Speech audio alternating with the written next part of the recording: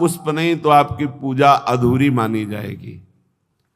हर उपासक के हृदय में ये 8 पुष्प जागृत होते हैं, तब इष्ट देव पूजा स्वीकार करके प्रसन्न हो जाते हैं। ये शास्त्र सम्मत, और ये अभी तो आज आपको सुना रहे, ये नैष्ठिक ब्रह्मचर्य में ही बात पकड़ में आ गई थी। तभी हितधाम तक प्रगट सेवा बहुत ही उदासीनता पूर्वक होती थी। कभी पोशाक नहीं धारण कराया, कभी बस जैसे छवि जो विराजमान यही छवि थी, यही नाम सेवा थी। स्नान और गुरुजी जो इत्र दे देते थे वो इत्र लगा दिया, और इतना मिश्री का टुकड़ा भोग। और हर समय हमारे अंदर यही था कि प्रियाजू का भोग और प्रियाजू के पुष्प कुछ अलग होते हैं, उनकी प्राप्ति हो पहले। अहिंसा सत्यमस्तेयम ब्रह्मचर्य मकलकता एतानि मानसान्याहुर व्रतानि हरितुष्टये। क्या कह रहे हैं? जो इन व्रतों का पालन करता है उसको 8 पुष्प प्राप्त होते हैं। जो पुष्प हैं उनका नाम अभी बताए देते हैं, पर उन पुष्पों की प्राप्ति का उपाय बता रहे हैं। पुष्प है अहिंसा प्रथमम पुष्पम, द्वितीयम कर्णग्रहा, तृतीयकम भूत दया, चतुर्थम शांतिरेव च, समस्तु पंचमम पुष्पम, ध्यानम चैव तु सप्तमम, सत्यम चैवाष्टमम पुष्प, मेतैस्तुष्यति केशवः। ये 8 पुष्प हैं, ये उसको प्राप्त होते हैं। इन्हीं पुष्पों से भगवान को अधीन किया जाता है, इन्हीं पुष्पों को भगवान पसंद करते हैं। जो व्रत है ये कायिक व्रत कहा जाता है, जिसमें हम फलाहार रहते हैं, दुग्धाहार रहते हैं या जल पीकर रहते हैं। इसके द्वारा अगर मानसिक व्रतों की स्थापना नहीं हुई तो कायिक व्रत का कोई महत्व नहीं है। आजकल तो व्रत का उपहास किया जाता है, व्रत का उपहास किया जाता है। आप ऐसे ऐसे भोग सामग्रियां की जो प्रायः रोज नहीं पाई जाती वो व्रत में पाई जाती है। सवा के चावल की खीर हमने देखा है, बढ़िया मेवा डालकर सवा के चावल की खीर, कूटू की पूड़ी और बढ़िया सब्जी, घिया आलू, ऐसे उनकी सेंधा नमक घी से बढ़िया पकी हुई, क्योंकि आज फलाहार पाना ना, उसका सिंघाड़े का हलवा, ऐसे विविध प्रकार की। काय को उपहास कर रहे हो? ये व्रत है? एक दिन में मर जाओगे, कूटू और सिंघाड़ा और दुनिया की चीजें इकट्ठा कर रहे हो। अगर कोई कायिक व्रत रहना है तो उसका फल है मानसिक व्रतों की प्राप्ति होनी। देखो सिद्धांत को समझना, केवल कायिक व्रत रहकर जबान की वृत्तियों का पोषण कर रहे हो, इतने इतने पदार्थ मिलते हैं, आप खरीद ला सकते हैं।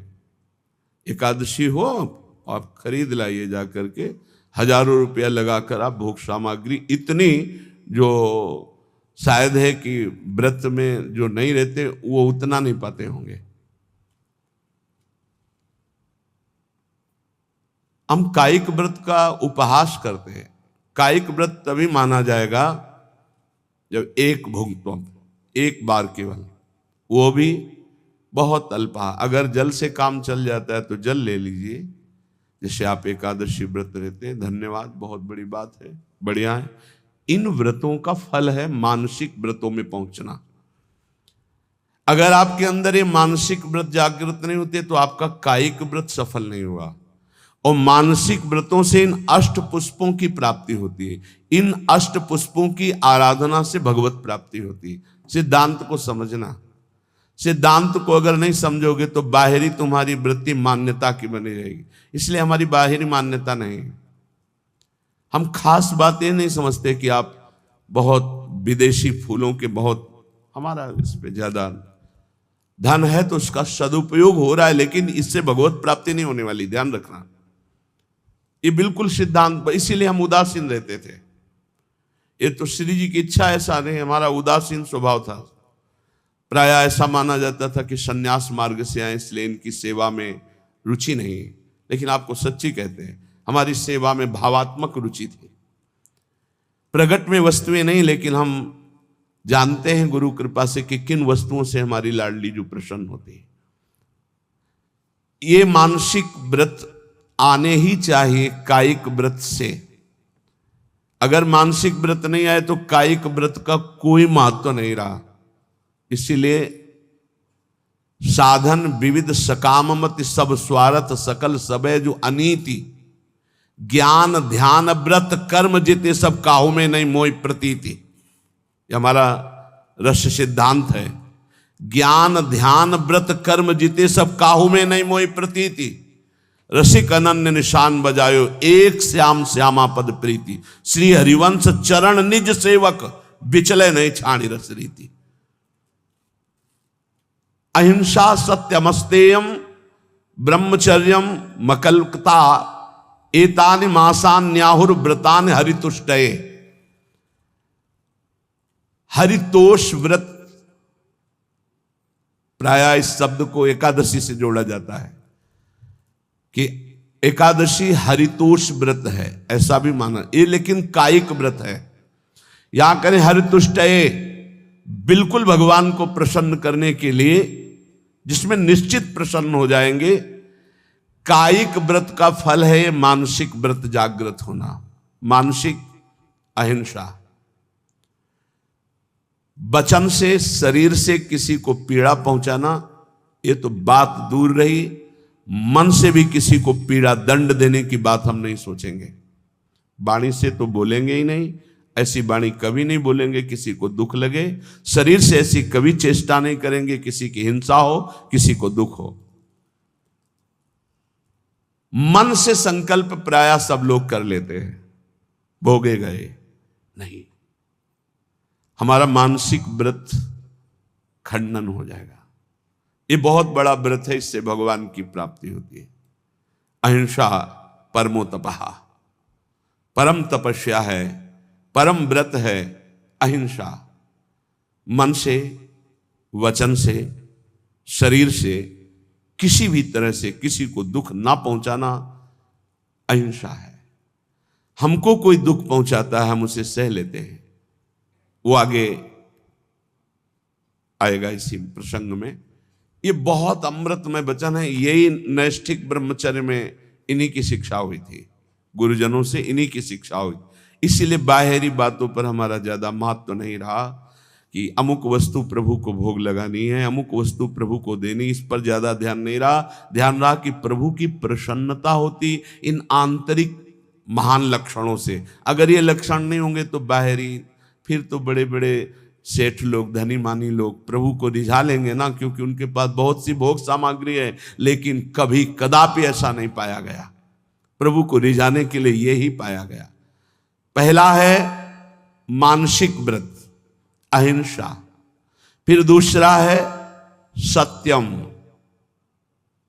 सत्य कौन है? प्रभु सत्य है। भगवान को सत्य नारायण कहा गया, भगवान को सच्चिदानंद रूपाय, सच्चित आनंद रूपाय कहा गया। सत्य है प्रभु। यदि हम प्रभु का नाम जप कर रहे हैं, प्रभु के चरणों का आश्रय लिए हैं, तो हम सत का आश्रय लिए हैं, सत का जप कर रहे हैं। यदि संतों का संग करें तो सत संग कर रहे हैं। हमारे अंदर सत विचार हैं, हमारी सत क्रियाएं हैं, तो हमारी वाणी भी झूठ नहीं बोलनी चाहिए। सत भाषण है, सत संभाषण है, सत वार्ता है, वो सत है, वो सत्य है। ये मानसिक व्रत हैं। अगर ये व्रत नहीं है तो कायिक व्रत का कोई महत्व नहीं होगा, क्योंकि कायिक व्रत का शारीरिक तप का फल है मानसिक में आना। जैसे प्रगट सेवा का फल है मानसिक सेवा में आना, जैसे देह भाव की क्रियाओं का फल है देह भाव रहित होकर स्वरूप में स्थित होना। ये आंतरिक बातें समझो, सिद्धांत जो परम पद प्राप्ति का है। तीसरा है अस्तेयम, किसी की भी कभी कोई वस्तु ना उठाना, चोरी ना करना। जैसे माना कि मार्ग में तो आपका क्या अधिकार है, आप वैष्णव हैं, बिल्कुल वैसे ही पड़ा रहने दो, या आसपास कोई हो तो वो अपना उठा लेगा, कोई वहां से निकलेगा पूछेगा तो उसको मिल जाएगा। अगर हम उठा लिया तो हम दूर जा रहे हैं, अब वहां वो लौट के आएगा, वस्तु नहीं मिलेगी, आसपास पूछेगा तो वहां नहीं मिलेगा। हमारा कर्तव्य बनता है हम बिल्कुल उससे निरपेक्ष हो जाएं। अगर हमारी अपेक्षा बनती है तो आसपास जो दुकान है या कोई है तो उससे वहां, अगर कोई नहीं है तो आप वहीं छोड़ दीजिए, वो लौटेगा तो ले लेगा, नहीं जिसके भाग्य में होगा लेगा, हमारा अधिकार नहीं। पड़ी हुई वस्तु भी हम ना उठाएं। फिर दूसरे की चोरी करना तो हो ही नहीं सकता, चोरी कैसे कर सकता है वैष्णव होकर। अस्तेयम, ए बिल्कुल पकड़ लीजिए, अगर भगवत प्राप्ति करनी है तो कूटू और सिंघाड़ा के आटा से व्रत नहीं होता, ये व्रत होते हैं। ये कह रहे हैं मानसान न्याहुर व्रतानि हरितुष्टये, इन व्रतों से भगवान निश्चित प्रसन्न होकर आपको दर्शन दे देंगे। चौथा ब्रह्मचर्यम, ब्रह्मचर्य, ये बहुत सुंदर व्रत है, बहुत महिमाशाली व्रत है। बड़े भाग्यशाली हैं, बड़े कृपा पात्र हैं जो इस व्रत को धारण करते हैं।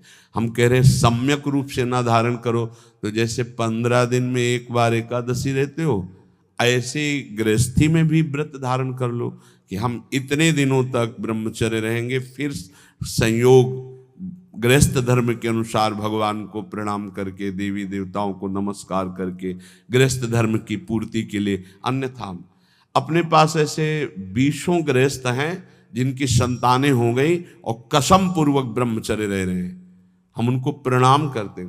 मतलब बिल्कुल कहीं 100 में 1% भी हमें अविश्वास नहीं उनके प्रति।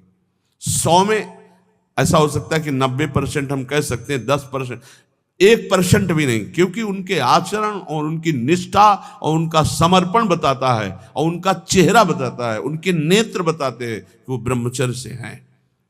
बच्चे हो गए, समझ में आ गई बात कि अब हमारा उद्देश्य पूरा हुआ, गृहस्थ का परमार्थ का पूरा करते हैं। और नियम पूर्वक 20 परिवार ऐसे हैं, बहुत सुंदर ढंग से चल रहे हैं। बड़ा मुश्किल होता है इस धर्म का पालन, ये जो मानसिक व्रत हैं बहुत मुश्किल के, और इन्हीं से भगवत प्राप्ति होती है।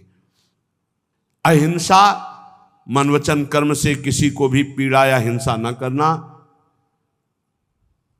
देखो मच्छर का स्वभाव है वो खून पीता है, भगवान ने उसका स्वभाव बनाया है। हमारा कर्तव्य ऐसे करना नहीं है, हमारा कर्तव्य उसको निकाल देना है, उसको उड़ा देना है। अगर हमारे को बहुत परेशानी तो मच्छरदानी की रचना भगवान ने कर दी है, आप मच्छरदानी लगा लीजिए, आप उससे बचने की व्यवस्था कर लीजिए, उसको मारने का अधिकार नहीं। ये हम भागवत से बोल रहे हैं, श्रीमद् भागवत में जहाँ नरकों का वर्णन है वहाँ इसका वर्णन है कि जैसे बिच्छू है, सर्प है, मच्छर है, डांस है, खटमल है, इनका रचना ही भगवान ने किया है और इनका स्वभाव ही है। वो ये नहीं जानते कि मैं खून पी रहा हूं तो इसको पीड़ा होगी, नहीं, उसका आहार, जैसे हम गाजर मूली ये सब वस्तुएं पाते हैं बड़े स्वाद से, मुझे नहीं पता कि ये जीव है। ठीक जीव वैसे ही वो है जैसे अन्य जीवों में है भगवत चैतन्य शक्ति। आप देखो मूली है हरी भरी ऐसे, और उखाड़ लीजिए थोड़ी देर में वो मुरझा जाएगी, अर्थात वो जीव गया, जो मूली में था वो गया। अब वो जीव जीव, आहार जीव बिना जीवे नहीं। तो हमारे लिए जो शास्त्र सम्मत है उसे हम बड़े आराम से पाते हो, मुझे पाप नहीं लगता। ऐसे ही जब मच्छर खून पीता है उसको ये नहीं लगता कि मैं किसी का खून पी रहा हूं, उसको लगता मैं अपना आहार ले रहा हूं। अब उस आहार लेने में हमको पीड़ा हो रही, इसलिए हम उसको हटा देते हैं, उसको उड़ा देते हैं, हो गया उसका तो काम। एक ही में वो उसको तो मारना अपराध हो जाएगा। ऐसे हुआ मर गया स्वाभाविक, वो बात अलग है। किसी भी जीव की हिंसा ना हो, ये भगवत प्राप्ति के लिए अत्यंत आवश्यक है। कुछ लोग बोले काल है सांप, नहीं भाई, अगर वो ठीक समय से काटने का समय है आपका, तो आप किसी भी खंड में कहीं भी हो, उसी समय वो वहां प्रवेश करेगा और आपको काट लेगा। और नहीं काटेगा तो हम सेनपुर में रहे हैं, जो शाम टाइम जैसे लोग भ्रमण के लिए निकलते हैं ना, ऐसे सहस्त्रों सर्प, शास्त्र माने हजार होते हैं, कोबरा, पानी वाला, कैसे पैथन, मोटे मोटे जो अजगर टाइप, कितने सांप, कोई खेली कर रहा है, कोई फुसकार रहा है, कोई टहल रहा है। इतना भारी जंगल, जिधर जाओ उधर सांप ही सांप। पद्मासन लगाए बैठे, बगल से उठा, पूरी हिम्मत से बैठे हुए कि अगर इसको काटने का समय है तो काटेगा, नहीं काटना तो बिल्कुल नहीं काटेगा, ये निश्चिंत। और सामने से निकल के खड़ा हुआ, अब अंदर से एकदम भगवदाकार व्यक्ति, प्रभु हैं, फंड नीचे किया, चला गया। ऐसा दृढ़ विश्वास था। और बीछी तो ऐसे थी जैसे काले चीटी चीटा घूमते हैं। ये हम जब कभी कोई सैनपुर का आवे, तिवारीपुर गंगा के किनारे, तो पूछ लेना, वहां दोपहर के समय भले कोई गंगा नहाने चला जाए, नहीं वहां दिन में सुबह और शाम तो कोई जाता नहीं था, रात्रि में तो केवल 2 लोग रहते थे, एक सिद्ध पंजीरी बाबा और एक अपले वहां, तीसरा कोई। दोपहर के समय वहां भले कोई आ जाए, सुबह शाम वहां इन जीव जंतुओं की ऐसी बाहुल्यता, कभी भी ऐसे टच नहीं किया, कभी नहीं टच। और खूब ऐसे सांप, ये मत सोचो कि सांप दिखाई दिया मार डालो उसको, नहीं, यह अपराध है। आप उसका निवारण कर दीजिए। आपको डर लगता है निकाल।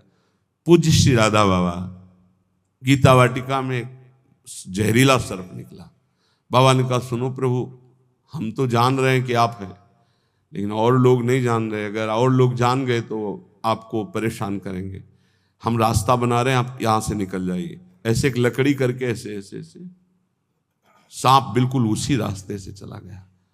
वो भगवत भाव से देख रहे हैं तो सांप भगवान है। अभी 10-12 वर्ष पहले की बात है, छोटी कुटिया में थे, तो हितधाम में जिसमें स्वामी शरण जी की कुटिया थी, उसमें एक संत रहते, वो 2 बजे रात्रि के हम उठ चुके थे, बाबा बाबा देखो कोबरा सांप आक्रमण कर रहा, हम तो अंदर थे, भाग आए, बिल्कुल हमका छेड़ना मत, अंदर गए, विशाल हाथ जोड़ा और कहा देखो आप जानते हो कि हम आपको कष्ट नहीं देंगे, हम ये बांस रख रहे हैं, लंबा बांस, आप इसमें लिपट जाओ, हम आपको बाहर कर दें। अगर ऐसा नहीं और ये उपद्रव करेंगे तो आपकी हानि हो जाएगी या आप किसी की हानि करेंगे। बांस रख, आप सत्य मानिए, बांस के प्रथम छोर पर ऐसे करके आराम से उठा के राधा राधा राधा राधा बाहर, और मदन टेन की तरफ पहुंचे। अरे सब में श्री भगवान है, आप ऐसा डरो मत, जिससे जब आपकी हानि होनी है वो हो जाएगा, उसको आप रोक नहीं सकते। जन्मेजय जी ने बहुत बड़ी व्यवस्था की थी परीक्षित जी को तक्षक सर्प काटने के लिए। जब सांप हुआ था तो 7वें दिन उन्होंने एक से एक तांत्रिक मंत्र वाले, एक से एक औषधियां, और एक खंभ में महल की रचना करवाई गई थी। एक खंभ और पूरा महल, उसके ऊपर परीक्षित, कहीं भी किसी भी तरह से चींटी भी नहीं रेंग सकती खंबे पे, और मंत्रवेत्ता बैठे हुए हैं, वायु रूप में भी कोई नहीं जा सकता, ऐसे मंत्रों से बांध दिया गया था। लेकिन तक्षक ब्रह्म ऋषियों को कोई भी किसी तरह चेक नहीं किया जाता था। वो भेंट देने कि आज पक्षी जी का 7वां दिन है, शायद ऐसा हो जाए कि ऋषि का साप तक्षक डसे, तो उनको परीक्षित जी के पास, तो बड़े बड़े ब्रह्म ऋषियों को एक पुष्प में बहुत छोटा, एकदम जैसे पुष्प का पराग उससे भी छोटा रूप रख के तक्षक बैठ गया, फूल लिए जा रहे, और स्वयं मंत्रवेत्ता ऋषि हैं और उन्हीं के हाथ में कोई मंत्र काम नहीं कर रहा, क्योंकि खुद मंत्र में जा रहे हैं। ऐसी जगह बैठा कि कोई चेक नहीं कर सकता, कोई मंत्र का प्रयोग नहीं हुआ। गए जे परीक्षित के हाथ में दिए, परीक्षित जी ने जे ही प्रणाम मुद्रा में से किया, विशाल काय रूप धारण किया, भस्म किया, आकाश में अंतर ध्यान। भावी को कोई मेट सके ऐसी बात, जो होना है वो होगा, जो नहीं होना नहीं। तो हम किसी की हिंसा ना करें। हम सदैव सत्य स्वरूप प्रभु का नाम जप करें, सत्य भाषण करें, सत्य आचरण करें, चोरी किसी की ना करें, अस्ते चोरी ना करें, और ब्रह्मचर्य ये बहुत अमृतमय है। जहां तक हो सके भगवान की कृपा से इसको धारण करो। बहुत समाज की हानि इस ब्रह्मचर्य व्रत के ना रहने से हो रही, बहुत हानि हो रही। और कह रहे अकल्प, किसी भी तरह से कपट न करो, किसी के साथ व्यवहार छल कपट वाला, सीधी सादी बात रखो। सरल स्वभाव न मन कुटिलाई, भगवान करे मोहि कपट छल छिद्र न भावा। ये कपट रख करके भगवत मार्ग के पथिक को, बोल कुछ रहा है, चित्त में कुछ चल रहा है, आचरण में कुछ चल रहा है, ये ठीक नहीं है। जो बोल रहे हो वही आचरण में, वही आपका चरित्र है। मन, वाणी और शरीर एक होना, ये निष्कपट भाव कहा जाता है, ये सरल भाव। भगवान कह रहे मोहि कपट छल छिद्र न भावा, यहां कह रहे हैं कि निष्कपट भाव ये महान व्रत हैं। ये 5 जो व्रत धारण करता है वो और कोई व्रत करे ना करे, निश्चित भगवत प्राप्ति रूपी अष्ट पुष्पों की हृदय में जागृति हो जाती है। अहिंसा सत्यमस्तेयम ब्रह्मचर्य मकलकता एतानि मानसान्याहुर व्रतानि हरितुष्टे। कह रहे हैं कि जो कायिक व्रत है, एक भुक्तम तथा नक्तो मुपवासो मथाचितम, जो 24 घंटे में एक बार केवल भोजन पाता है उसे व्रतधारी ही कहते हैं। भले वो अन्न पर एक बार, कोई भी व्रत की पूर्णता एक बार पा, अगर 2 बार 3 बार तो व्रत नहीं माना जाएगा। नहीं, सुबह खूब आधा लीटर पौन लीटर दूध में चाय की पत्ती डाल के, आज एकादशी है ना, आज अमुक व्रत है ना, और वो लिया। फिर 10-11 बजे फल फ्रूट और सब ये खूब दबा के, और 4 बजे फिर, और फिर 8 बजे रात्रि के। इसमें न मतलब है ना कि तुम्हारा व्रत है, कोई व्रत नहीं है, कोई व्रत नहीं तुम्हारा हुआ। अगर आप एकादशी व्रत हो तो 24 घंटे में एक भुक्तम तथा नक्तो मुपवासो मायाचितम, अयाचित भाव से विरक्त को और धर्म पूर्वक कमाए हुए अर्थ से गृहस्थ को एक बार, व्रत हो तो किसी का दिया हुआ पानी भी मत पीना, नियम है। गृहस्थ हो तो आज तुम्हारा व्रत है, किसी का पानी नहीं, फलाहार की तो बात जाने दो। अपने घर में जो कुछ आपको मिल जाए वो एक बार, 24 घंटे में अगर व्रत पूरा करना है तो एक बार, जल भले 2-3 बार ले लो, लेकिन खान पान का कोई भी सामग्री, फलाहार या दुग्धार एक बार करो तो व्रत माना जाएगा। वैसे अगर 24 घंटे में एक बार अन्न पाता है तो व्रत वाला ही कहा जाएगा, उसका व्रत ही माना जाएगा। ये शास्त्र, एक भुक्तम तथा नक्त मुपवास मयाचितम, अयाचित भाव से एक बार जो प्राप्त हो गया उसको शरीर, एक बार से प्राणों का पोषण अच्छा हो जाता है। जिनका भगवत कृपा से अभ्यास बन जाए तो देख लो, लेकिन बहुत ही कठिन है जिनका बाल भोग सुबह से हो चाय और बिस्कुट और नाश्ता, और फिर दोपहर में, फिर शाम के 4 बजे चाय नाश्ता, और फिर 8 बजे भोजन। तो शरीर पोषण 14 बार करके कोई भगवत प्राप्ति के मार्ग में चले तो भाई प्रणाम है। वैसे पीछे तो ऐसे नहीं चला गया, पीछे तो ऐसे हमने नहीं देखा किसी महापुरुष को कभी ये चाय नाश्ता का तो कोई सवाल ही नहीं। यार ये 24 घंटे में कभी कुछ मिल जाए तो बड़ी कृपा। एक भुक्तम, बहुत बढ़िया भजन होने लगेगा, देखो करके देखो। और जिसको कब्ज होने लगे तो आंवला मंगा लो, भोजन के साथ आंवला की गुठली जो वहां, हाँ टेंडी जो क्या कहे, हाँ जो भी भैया, मैं तो शब्दों का, वो पंसारी की दुकान में मिल जाता है। 4-5 ऐसे फुला लो, ऐसे रोटी के साथ ले लो। कभी हम तो कुछ मिलता ही नहीं था तो इससे वर्षों कटा है, सब्जी ही नहीं, वर्षों ऐसे रोटी मांग ली, उसी से पा लेते। कब्ज नहीं बनती। साधु को कब्ज पर ध्यान देना चाहिए, कब्ज होने पर फिर प्रमाद स्थितियां आती, भजन में बाधा पड़ती है।